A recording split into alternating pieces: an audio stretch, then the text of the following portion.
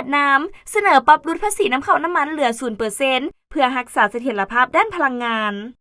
สำนักข่าวเวียดนามรายงานวันที่ 8 มีนาคม 2026 กระทรวงการเงินแห่งสาธารณรัฐสังคมนิยมเวียดนามได้เสนอแผนการปรับลดภาษีนำเข้าน้ำมันเชื้อไฟ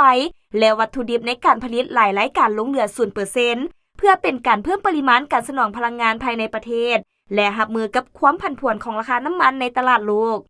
ในข้อเสนอดังกล่าวกระทรวงการเงินได้ระบุให้มีการปรับลดอัตราภาษีนำเข้าแบบ MFN หรือ Most Favored Nation สำหรับน้ำมันแอสซังจาก 10% ลงเหลือ 0%ส่วนน้ำมันกระสวนน้ำมันยนต์และเสื้อไฟประเภทอื่นๆแม้นให้ปรับลดจาก 7% ลงเหลือ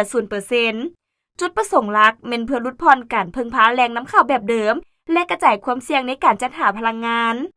ความเคลื่อนไหวนี้มีขึ้นท่ามกลางสถานการณ์ความตึงเครียดในตะวันออกกลางที่ส่งผลกระทบโดยตรงต่อเส้นทางขนส่งน้ำมันที่สำคัญโดยเฉพาะแม่นซองแคบฮอร์มูดซึ่งเฮ็ดให้ราคาน้ำมันและก๊าซทั่วโลกถีบตัวสูงขึ้นและเสียสมดุลด้านการสนอง